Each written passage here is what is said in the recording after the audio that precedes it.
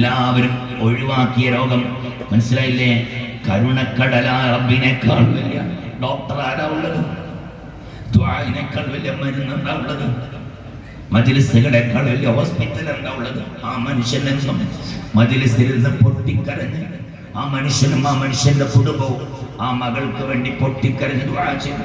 ഇന്ന് രോഗങ്ങളൊക്കെ മാറി സന്തോഷത്തിലാണ് ആ പെൺകുട്ടി ഞാൻ താമസിക്കുന്ന വീട്ടിലേക്ക് വന്നിട്ടുള്ളത്. നിങ്ങളൊന്ന് ആലോചിച്ച് നോക്കിയാണ് തോമിനിങ്ങളെ.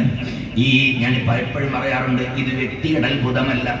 ഞാൻ നിങ്ങളെപ്പോലെ പച്ച സാധാരണ മനുഷ്യനാണ്. ഈ വിശുദ്ധമായ മജ്ലിസിന്റെ പവർ എന്ന് പറഞ്ഞാൽ ഒന്ന് ഈ ദിക്റാണ്, രണ്ടാമത്തത് ഹാജയാണ്, ഹാജയാണ്, ഹാജയാണ്, ഹാജയാണ്. മൂന്നാമത്തത് ജീവിതത്തിൽ ഒരു കറാത്ത് പോലും ചെയ്യാതെ ജീവിച്ചു മൺമറഞ്ഞു പോയ കണ്ണിയത്ത് ഉസ്താദാണ്. അല്ലാഹു സുബ്ഹാനഹു വ തആല സ്വീകരിക്കട്ടെ. നേരത്തെ അനൗൺസ് ചെയ്തപ്പോൾ